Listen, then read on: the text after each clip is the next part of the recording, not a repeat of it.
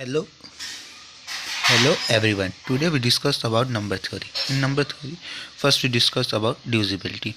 An integer is divisible by any other integer a, which is not equal to 0. If there exists an integer such that b is equal to x, and we write a oblique b, we have 6 general properties of divisibility. First, if a divide b, then a divide bc, where c is an integer. If a divide b and b divide c, implies a divide c. If a divide b and a divide c, implies a divide bx plus c. If a divide b and b divide c equal, then a equal to b. If a divide b and a is greater than b 0 and b is greater than 0, then b is obviously greater than a. If m not equal to 0 and a divide b, then m a divide mb. These are the 6 general properties of this. The 6 general property of number theory. So note, given हमारे पास एक integer है जो 0 से बड़ा है, तो हमारे पास ऐसे दो इंटीजर होंगे क्यू और आर, जिसे हम रिप्रेजेंट कर सकते हैं b equal to a q plus r, और आर 0 से बड़ा होगा लेकिन ए से छोटा होगा. यहाँ पे आर 0 के इक्वल भी हो सकता है. Divisibility. Now we talk about divisibility test. So कोई n ऐसा नंबर है जिससे हमने लिख दिया ए एम 10 की power m a plus a m minus 1 10 की power m minus 1 plus a 1 10 plus a note.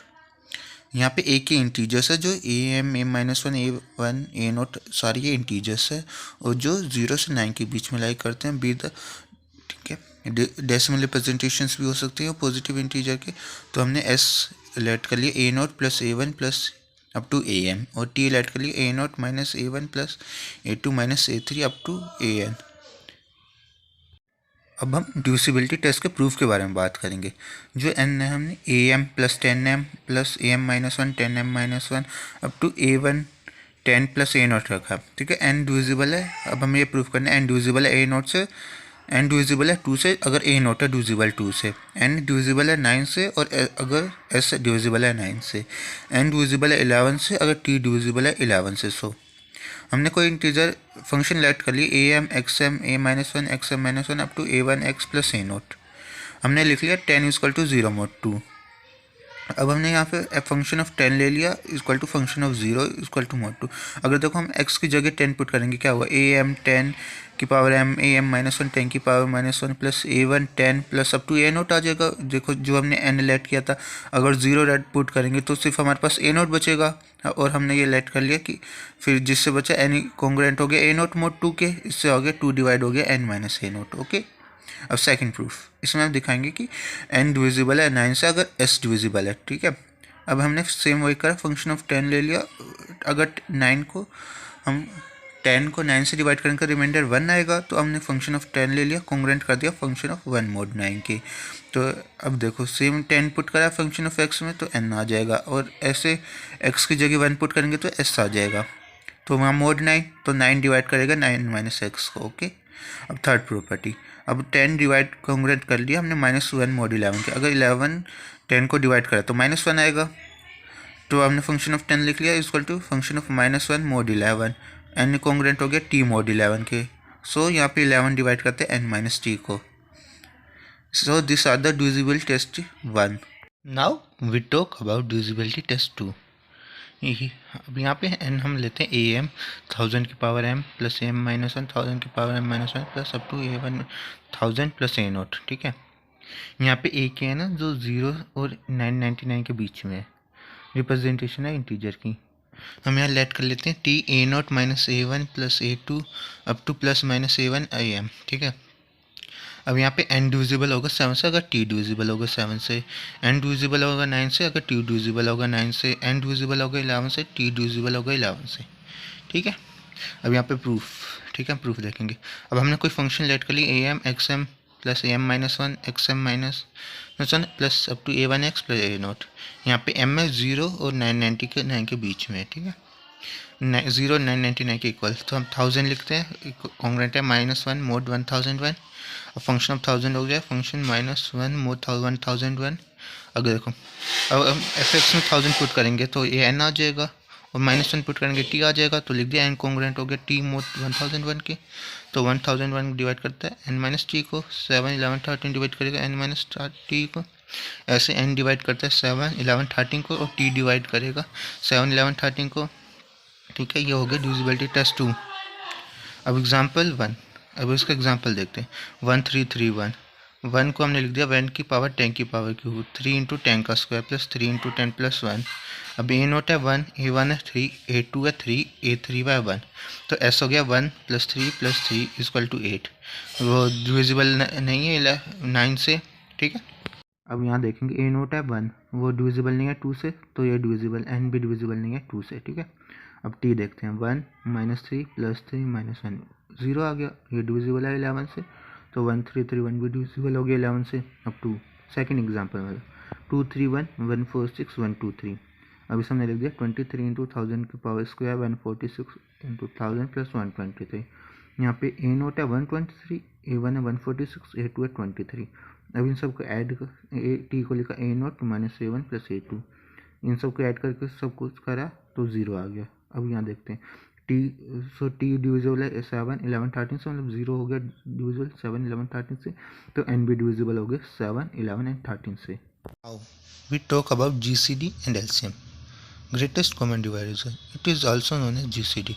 It is represented as small a b, मतलब ओपन इंटरवल्स में जैसे ए बी लिखते हैं वैसे लिखेंगे इसे। अगर ए और बी दो इंटीजर है, दोनों मतलब ज़ीरो नहीं है, तो एक इंटीजर ऐसा होगा जो डी जो उन दोनों को डिवाइड करेगा, उसे जीसीडी कहते हैं। और यहाँ पे डी होगा वो ज़ीरो से बड़ा होगा, डी कॉमन डिवाइजर होना चाहिए ए और बी का, मतलब डी ए को भी डिवाइड करे, डी बी को भी डिवाइड करे। अगर एफ कॉमन डिवाइजर है ए और बी का, तो वो डी को भी डिवाइड करेगा। अब least common multiple, it is, इसे एलसीएम, ये एलसीएम होता है, इसे रिप्रेजेंट करते हैं क्लोज ब्रैकेट ए बी में। ठीक है, the integer A1 A2 AN सबको डिफरेंट होते हैं ज़ीरो से, उन सबको कॉमन मल्टीप्लायर है बी, तो ए आई डिवाइड करता है बी से आई या 1 से n तक। यहाँ पे least positive common multiplier denote होगा A1 A2 up to AN close bracket AN। It is, ये एलसीएम होता है। सीडी की ना एक थ्योरम है, देखो जो इंटीजर है B1 B2 up to BN जो सारे ज़ीरो नहीं है, ठीक है, उनका सबका GCD है G, तो उनके पास ऐसा इंटीजर होगा x1 x2 up to xn, जिसे हम G को लिख देंगे, GCD सबको लिख देंगे B1 plus x1 plus B2 plus x2 up to summation plus BN xn, summation मतलब समीशन 1 से n bx है। अब पर्टिकुलर केस देखते हैं, जब हमारे पास दो इंटीजर हो ए और बी, उनका GCD और D, तो हम उसे लिख सकते हैं D equal to AX plus BY, और यहाँ XY कोई इंटीजर होंगे। Now we talk about property of GCD। देखो यहाँ पे कोई इंटीजर है एम ए और एम बी, यहाँ पे एम बड़ा ज़ीरो से, तो हम उसे रिप्रेजेंट कर सकते हैं एम ए बी। अब यहाँ पे लीस्ट पॉजिटिव है, हमने लिख दिया इसे m a plus m b, m a G C D लेके इसको।